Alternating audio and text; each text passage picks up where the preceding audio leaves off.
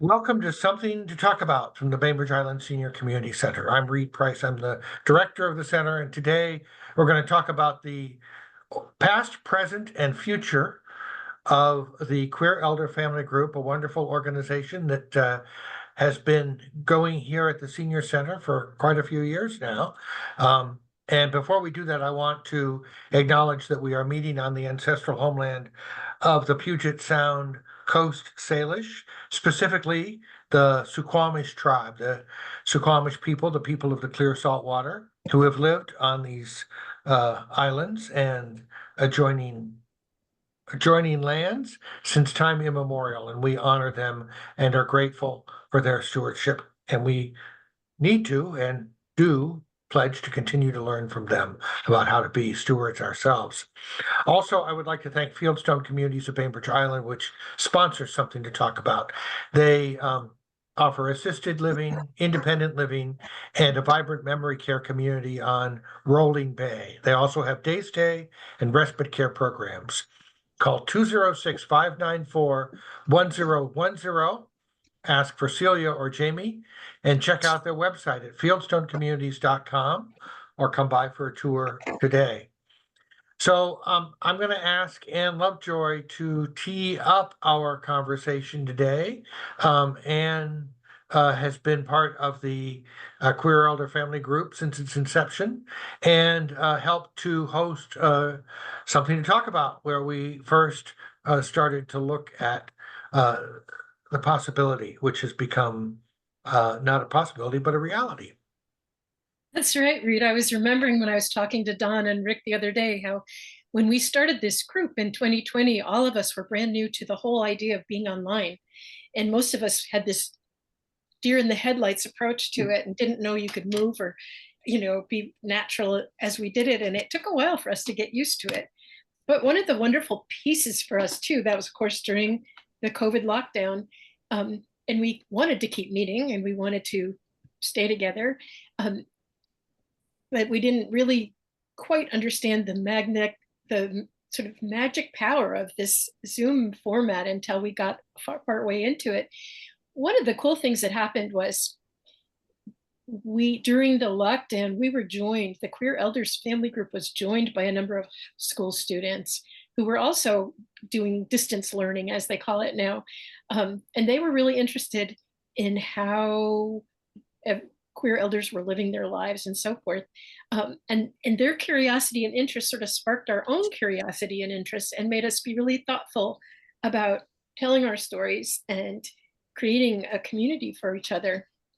And that was one of the powerful impetuses of this group. Don Tarbutton was actually, in many ways, one of the absolute founders of this group because, well, Don, do you want to say a little about what you were thinking at that time? I think I'd just like to make my statement, if I may. Sure. Just to start us off. I'm calling it Last Words to the Queer Elders. Good afternoon, everyone. I have the impossible task of expressing in words what it feels like to be here with you all at this time in my life.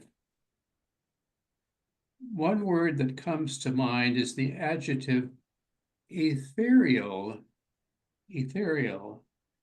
defined as rarefied spirituality, exquisite, subtle, shadowy, vaporous, non-existence, unearthly, unworldly, and supernatural. Another is the noun love,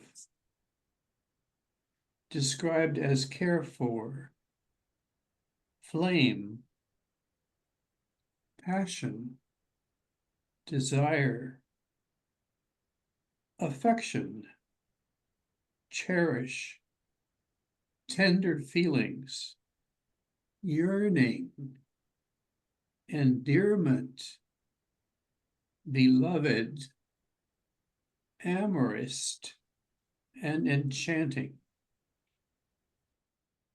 Each of you have enriched my life, and for that, I will be eternally grateful.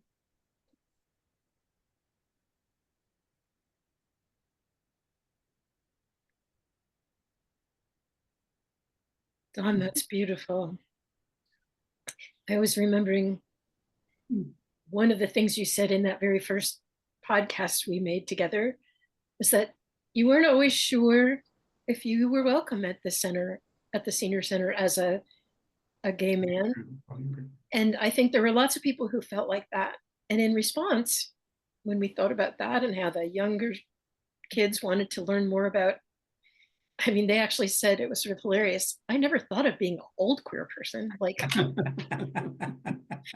but we wanted to make a real family group out of it and make sure that everybody really did understand that they really are welcome.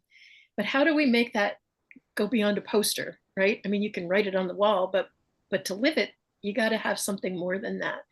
And one of the things that I thought was so wonderful is that this group has grown from that first handful of people, oh, maybe double handful. I think there were 10 or dozen at the very beginning, but now there's over 100, right? Mike, is that right? Yeah, we have 100 different people on our email distribution list.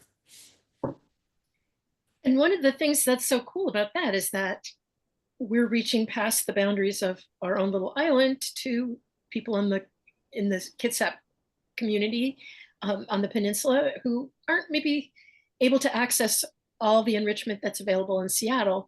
So we decided we would make some of our own enrichment. And one of the things that we've done about that is creating what I think of as a family of choice. I feel like many of us have learned that one of the things that happened with this queer elders group is that it became clear that even though Bainbridge has a pretty solid queer community, it's a long established one. And if you weren't in a partnership, or if you came alone, or you had recently lost a partner, or a single person, or were new to the community, it was much harder to make that connection. So one of the things we started doing is having potlucks and get-togethers and finding out more about each other and figuring out community projects we could do together. One thing that Don and Rick did was quite a few over the years, a series of, you did what, death cafes, climate cafes, grief cafes. I don't think you did a grief cafe. Yeah. But do you want to say a little bit about that work? Well, the grief groups we did, I guess the point was for us to, whatever we were doing, which is what we had been doing or had started doing, but we didn't do it openly in that sense, but also wanted to emphasize to the community that the queer elders aren't just sitting quietly in the corner somewhere hoping no one notices, that we're out there doing things in the real life world and we're contributing to the community from a very diverse perspective. And you don't need to name that, but we would always say that the people who are going to put this on are part of the Queer Elders family group of the Senior Center, so that we gave credit to our group as saying, emphasizing that we are part of the community. We're not just sitting around playing games. We're actually out here doing real world things, and we contribute valuable things to this community, both in the Senior Center and at large. So I think that is what my feeling was whenever I did something like that. On the other hand, playing games has been part of what we've done too, pretty successfully. Mike has organized several times bingo with middle schoolers, right? Which is kind of fun. I know, Rita, you got involved with that too. And Rita and I have done some programs with middle school kids coming to the center and finding things to do, or us finding things for them to do. But one of my favorite activities that we do as Queer Elder family is the queer bingo, right? Which I'm so sorry Steve Parsons is not able to be here today, because he really was one of the founders of the group. He was the one who really insisted we use the word queer. It's Yeah. like, that was our slogan for so many years. It made a huge difference to my life, and I insist on it. So we honored that. Queer elders, it is. But Steve used to do queer bingo for all of Kitsap, and we decided to resurrect that and do it at the senior center. And we've done it several times now, and each time we've managed to make quite several thousands of dollars to donate to queer students in the Kitsap community who are in the arts and humanities, which, how worthy is that? It's really fun. So that's been another piece, and it's become a very popular thing because we always do it around Halloween. So people love to come with costumes and, talk about playing games. That's a great one to play, right? Yeah, and that goes to the Bill McKnight Scholarship. Steve's partner, now no longer with us. And that was Steve's idea to do that. I think it's wonderful to be able to get together and have a community event that is lifting up LGBTQ kids. I think that that was one of the first things you were talking about, that during COVID, when the kids were not in school, we met over Zoom as a group to connect the dots, as you said. I never thought about being old and queer, but I think that there were other advantages to that as well. Just having the awareness that that I'm also not alone and queer, which is, I think, really important for young people. And I hope that that continues. And what you were saying about if you move here and you're not already connected to the community, those experiences hold true, queer or straight. And the Senior Community Center tries to connect the dots for all those people. And this is part of the mix. It's not like this is some, you know, secondary part of the Senior Community Center. And I want to really thank Don for making sure that it is really part of our daily living, breathing center in many ways. And sometimes it's like those grief groups, which are not focused, although you have done grief groups focused on folks who are gay, who've lost partners. Not all of them have been that way, and we all deal with grief and will continue. And so getting people around a table to talk about that, queer and straight, I think is a wonderful, wonderful thing that the Queer Elder Family Group has given the center. It's true. It made me remember that we actually, when we very first started, with our idea programming, which was inclusion, diversity, equity, and the A, I think, could always be for so many things. It could be ally, it could be annoying, it could be so much, right? But I remember inviting a dozen people or so, like, will you be my token this and will you be my token that? And we all sat around the table and said, how do we prove that we're welcoming? How do we really open those doors in a way that that convinces, because it's true, it's real. And that was where the Queer Elders family really stepped up and made sure that everything we did was really open and welcoming. One thing I think about, Mike, when you do the new members group, when we have every month, 30, 40 people who are new members, and you always have lead the welcome conversation about here's what we do here, here's how it works. And I know that you almost always include mention of the Queer Elders. And then a number of times when I've been doing that with you too, people have said, yeah, that's why I'm here, which I thought was so cool. It's like, I'm here because I know I'm welcome, which I thought was brilliant. I only decided to come out as a gay man about 4 years ago, and it was a pretty daunting thing to consider. And I was so excited when one of my neighbors told me that there was a Queer Elders family group at the senior center, which I thought was marvelous, right here on Bainbridge Island, very close to me. And Anne remembers this. The first time I came, first I was sending her email saying, well, I don't get off work until I'm till too late. And so you guys should just go on and maybe next month I'll come. And she was saying, no, come today.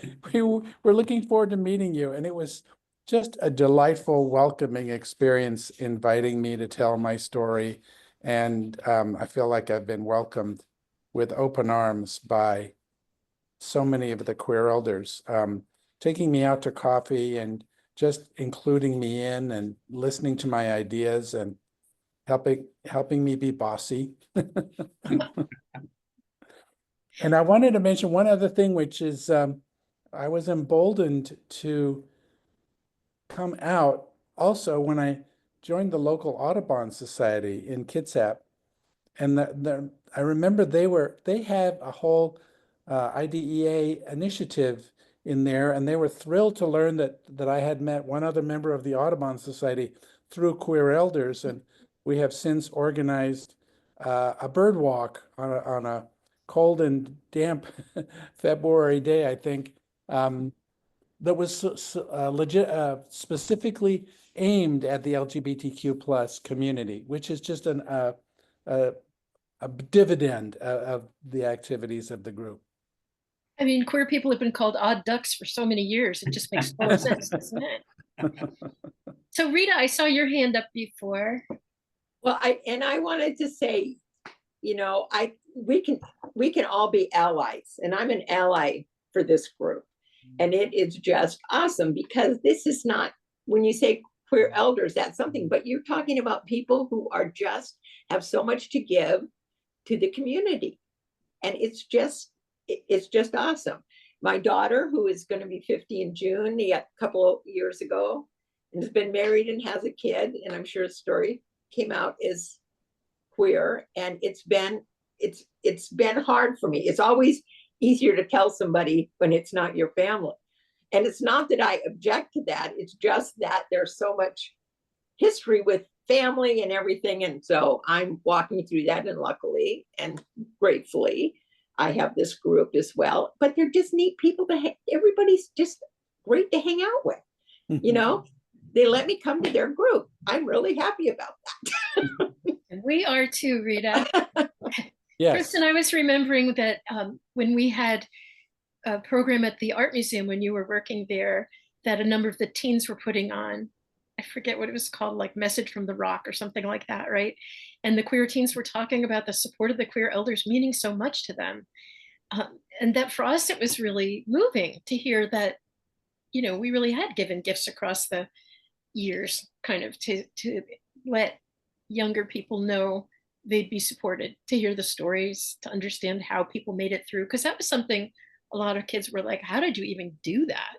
It, you know, when it was much, much harder than it is right now.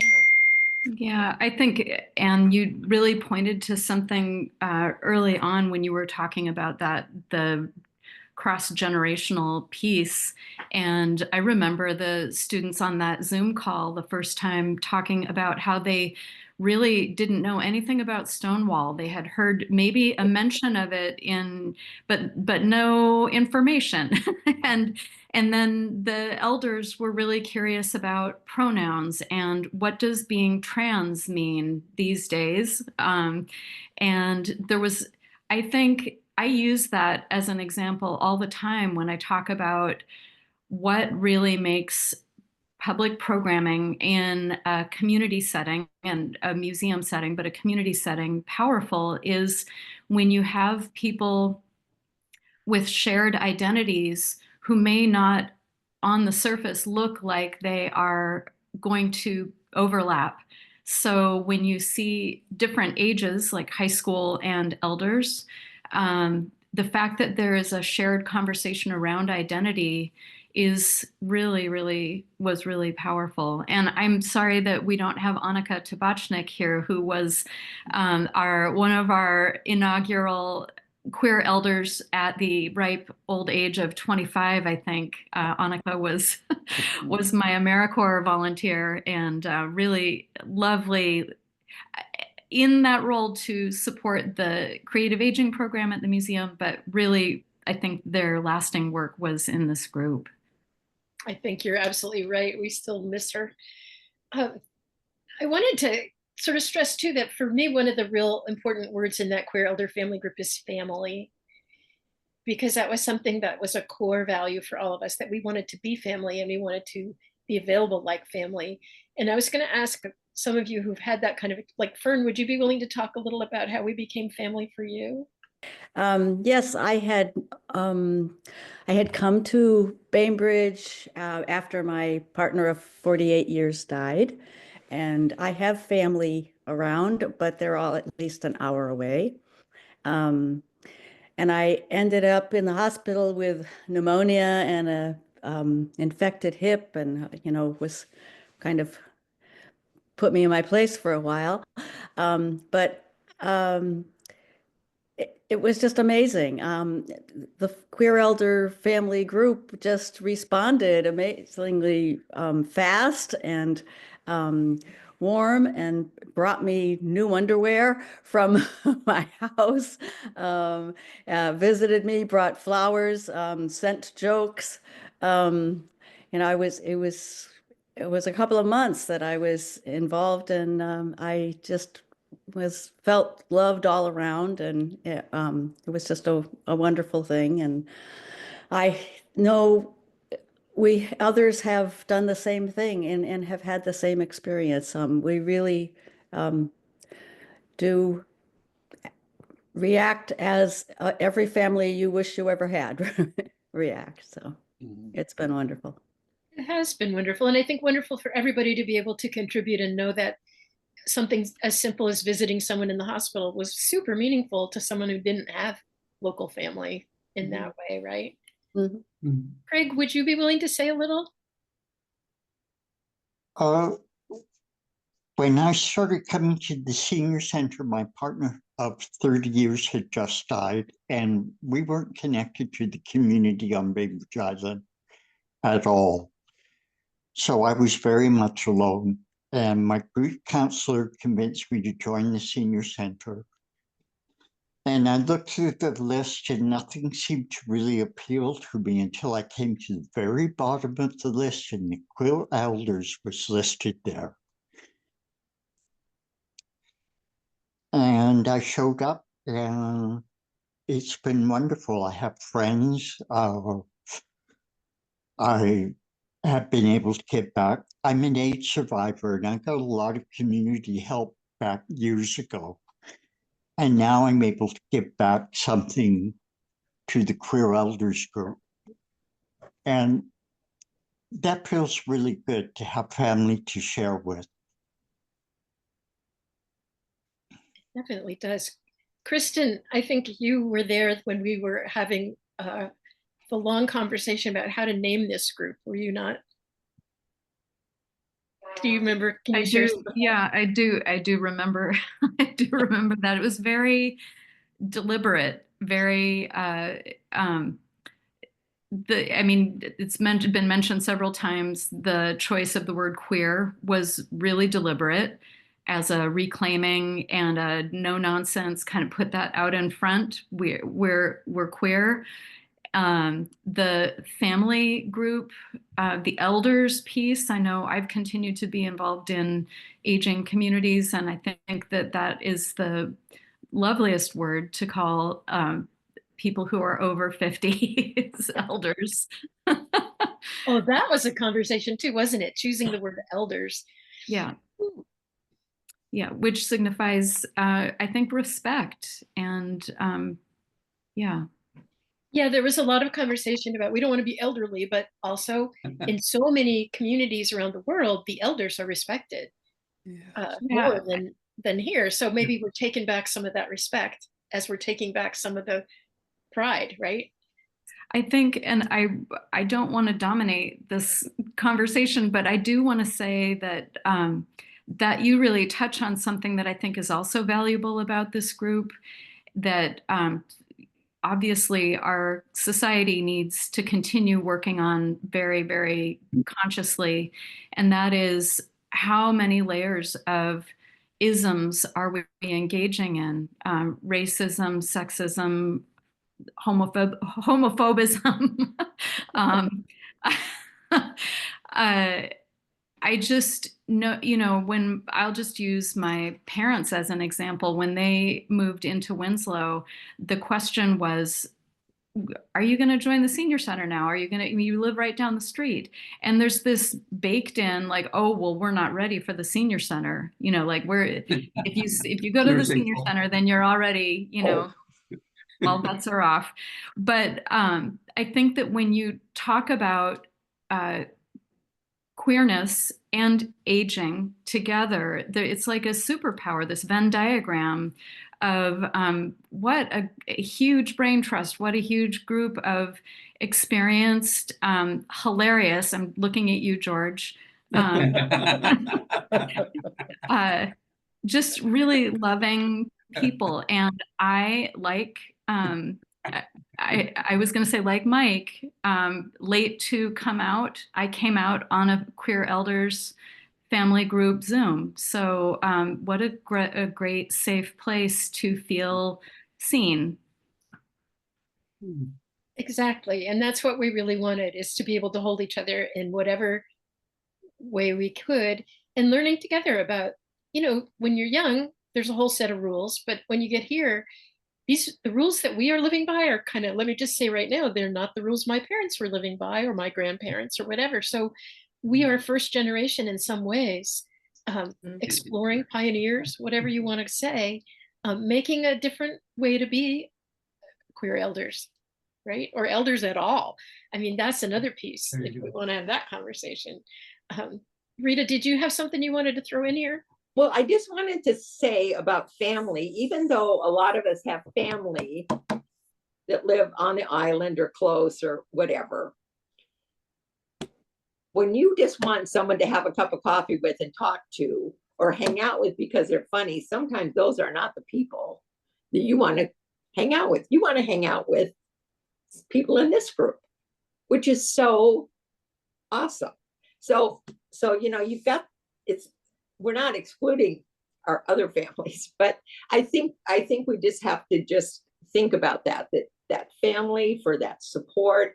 And we can walk down to this, or I can walk down to the senior center and have a cup of coffee, run into people, and then we can do some other things. So I that's what I'm thinking about with family, and it's not it's just real good. Don, did you want to? I think I saw Don raise his hand. I was wondering. Just trying to ask him if he wants to say something. Okay. Yeah. I'd like to give Sue and Mark a chance to introduce themselves to the group. So Mark, can you do that? Oh, Sue and Mark. There. There you Yeah, so I'm Mark and this is Sue, and Sue, Don, and I were living together and as partners back 20 years ago or so now, which really doesn't seem very long anymore. I mean, it really doesn't. And it's just, I'm crying while I'm listening to this because, I don't know what would happen if I was growing up today. The number of different ways of different groups of affirmation and different terms being used. I came out as bi during that time after Sue introduced me to Don. we were at a nonviolence training to deal with homophobia. How do you respond in civil? How do you respond to do takedowns and do challenges at that time? And Sue walked up to Don and said, "Hi, how about meeting my husband?"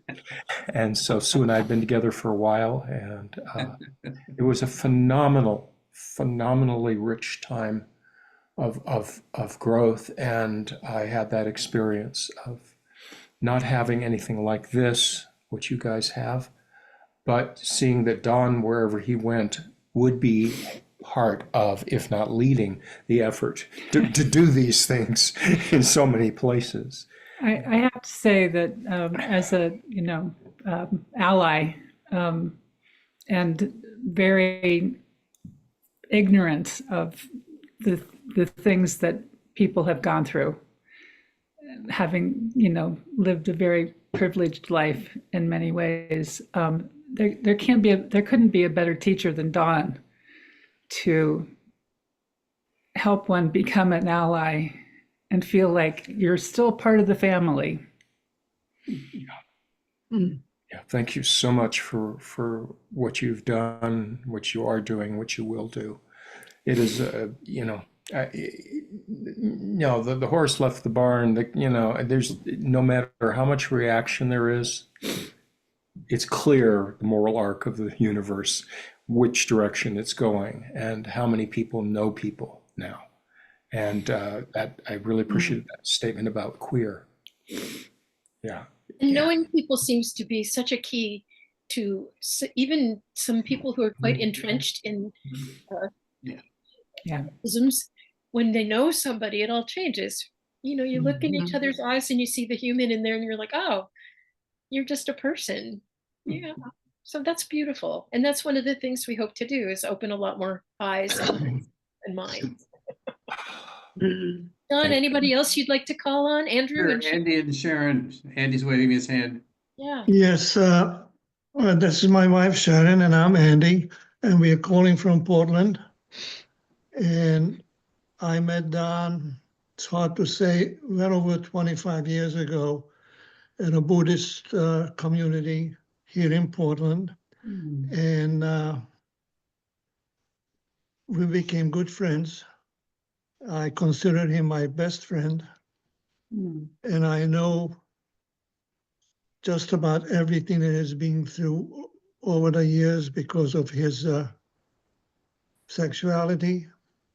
And he really opened my world for me.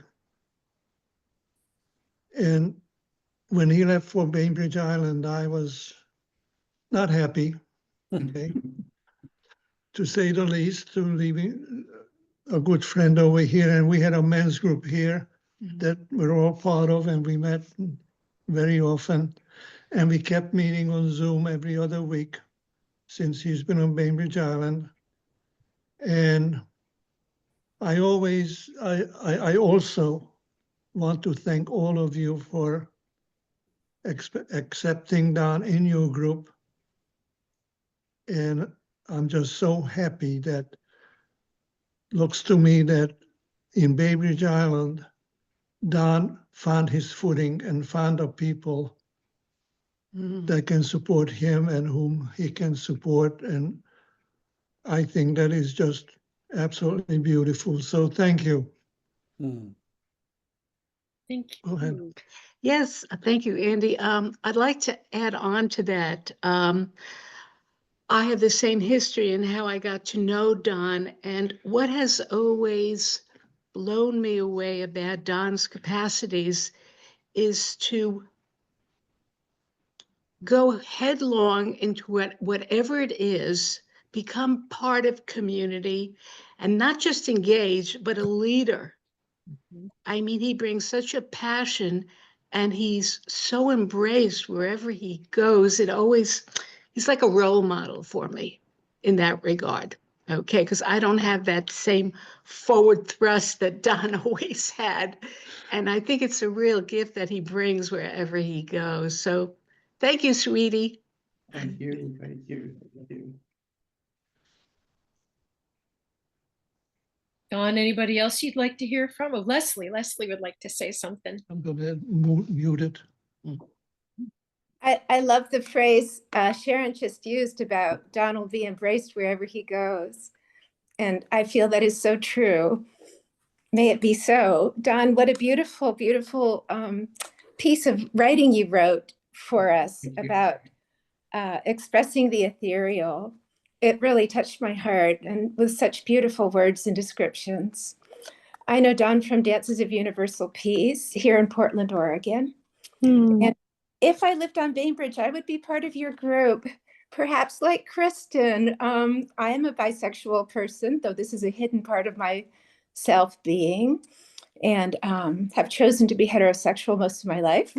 But, I feel like this is such a sweet, loving group. And, I just want to say thank you to Don for being part of my life, and to Rick as well. I love you both so much. Thank you so much, Leslie.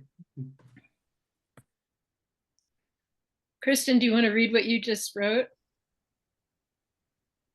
I said in the comments that Don leads in the best way, gently and through his words and actions, which are aligned beautifully. Right? Mm. I wonder about Kay. Would you be willing to say or wanting to say anything, Kay? Hi, Don. Yeah, can you hear me? Yep. Oh, good, because I've been lost for a while. I lost my connection fiddling around. Mm. I have a couple of things which I've shared with Don probably a lot, but never too many times, to let you know how much I love you, Don. And I know I've told you that before, and I want to tell you that again and again and again. And Rick, thank you so much for all of your work helping Don in his new life. And I've heard so much about the Queer Elders group and how loving you are, and how important Don has been to the group. And I'm not surprised, of course. Everywhere you go, Don, you're important and you make a big mark. I can say something more about that topic. I Please. remember vividly being at I think it was one of the annual, I forget what it's called, the annual meeting where all the people come together, where we talk about what's been happening at the senior center and where we're going and so on. And I sat at a table with strangers, and this woman said, "Well, what do you do at the senior center?" And I said, "Well, I'm very active with the Queer Elders group." "Really? What's that?" And my description is well, we're people who feel different in the world, and we found a way to come together and acknowledge the differences. Pretty cool. And we invite everybody of all differences to join us, to be a part of that, and recognize that the world is full of diversity. And every head at the table just said, "Yeah, we like that. That's cool," you know?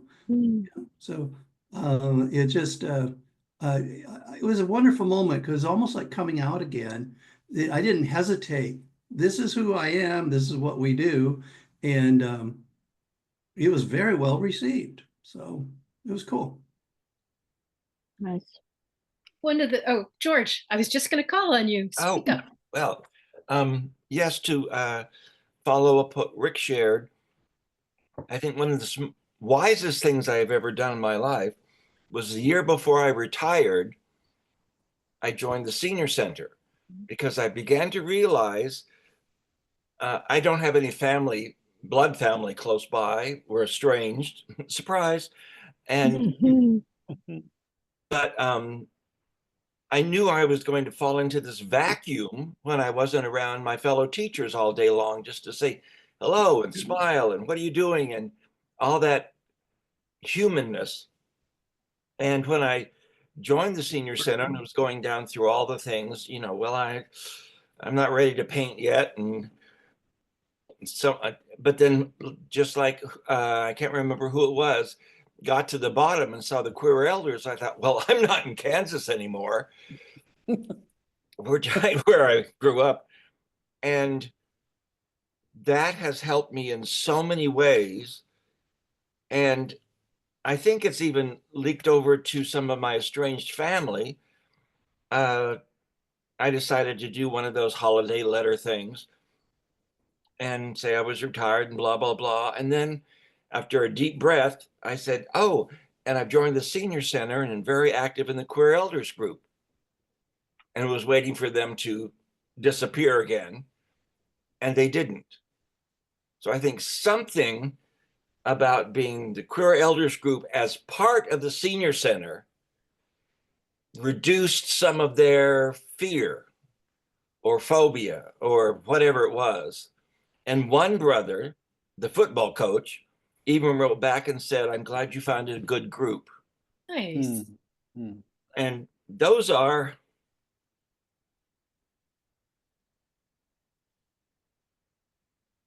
amazing steps within my family. Yeah, the healing that comes when we get to be who we are in the world and then have acceptance is huge. And we don't all get it from birth family, but sometimes that's why I was saying before, sometimes what we are is the family of choice. Hmm. And that's been so true for me because I'm pretty estranged from my family too, and my birth family in many ways. But you know, here's another family that's so powerful and strong. I've said many times when we get together for coffee and we have regular, we hang out so much at a local coffee shop. We call it our clubhouse, but we meet at the center too, of course. But I've looked around that table so many times and seen faces and realized this is a place where I can absolutely say whatever is on my mind and heart and know that it will be held by all of you. And that is a huge, for many of us who haven't had that really, to get it now is awesome. And it makes the elder part so much richer, right? I want to say yet again how grateful I am to Don for being the catalyst for the formation of this group, and how grateful I am to Reed for creating the Senior Center, which is such a fertile ground for us to take root in. It's just wonderful. Thank you both so much. Yeah, I want to call that out for a second too, because Reed has been amazing in terms of like when we were, you know, earlier on trying to kind of, the senior center had been a pretty typical senior center until Reed got there, and then whoa, things changed. But they didn't change all at once, and he's so gracious and skillful about helping it expand in ways that included everybody, which I think is really powerful because, you know, sometimes that's a little bit hard. But I always think about, you know, I'd come up and say, okay, now we're going to try this and now we're going to try that. And he'd usually look at me and go, now what are you going to make me do? But what's so great is like when we see a need, we try really hard to meet it. Well, there's and a I think, gap- I mean, to me, the idea of when I started here in 2017 was, this is a place where people can make community. I mean, it's the senior community center. And so, it's not, my job as the director is to try to enable or open, you know, open doors, find rooms for people to meet and then encourage people to build their own community inside that space. So it's and that's, I mean, that's the thing with the when Don first talked about this, I think, Don, had you read an article? I think it was a magazine article in the New York Times Magazine about the lost years of people our age and a little older who had spent so much of their lives in the closet that they kind of felt as though their lives began 20 or 30 or 40 years on, and that those were lost years. And so that was, you know, we talked about it in this forum that we're talking today. And that was the impetus to say, there's more to talk about here.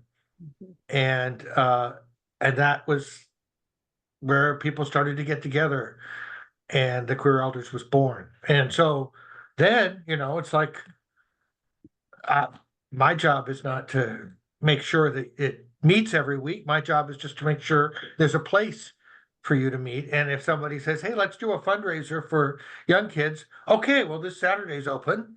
Let's have a bingo game. right?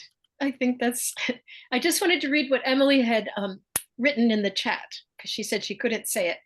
But she said, like most people have said about Don, he has created an intentional community wherever he goes, right? He has been a model my entire life. And while he has had strong community in this life, this Queer Elders family group has truly been home. You all have been such a support for each other and the broader community. I think I would have to agree with every single word of that. And Kristen said, that's truly another reason this is such an enduring success. There is room made for what truly needs to happen for people to create community, not someone else's idea imposed upon others. And that was really true because we've seen, like, if you try to start something and it's just a good idea, but there's no real need behind it, it won't go. But when you start something like this and it turns into 100 people, you know that it's a good idea that has roots and it will persist. So Don, this is yet another piece of your legacy. We have time for one or two more things. If I don't know, if iPad 9 wants to say something, is that somebody? I don't know who that is.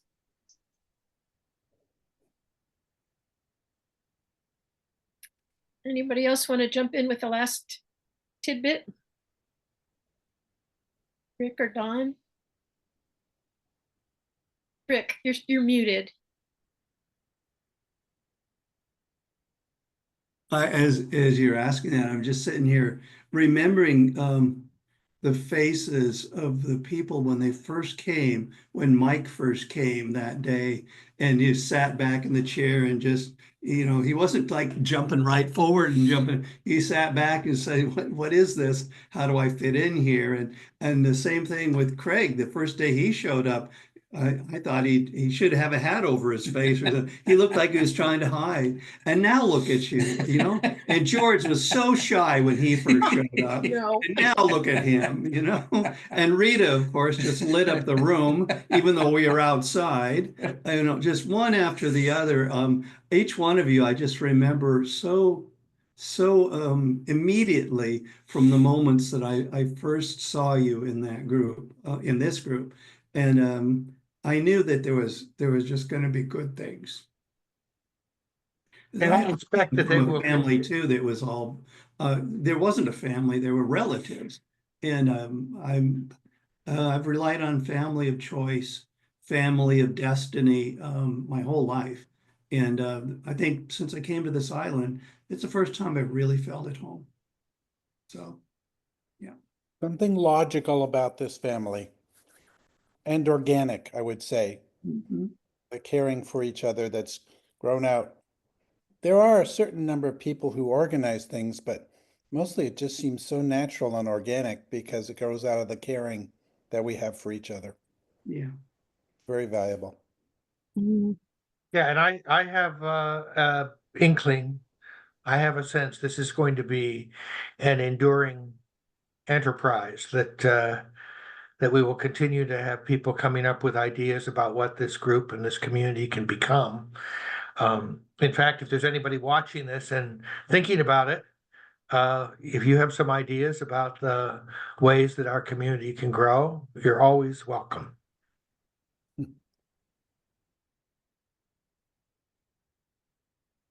Thank you, everybody, for showing up and sharing your hearts, your beautiful words. And Don, thank you again for being the inspiration for this and so many other wonderful things.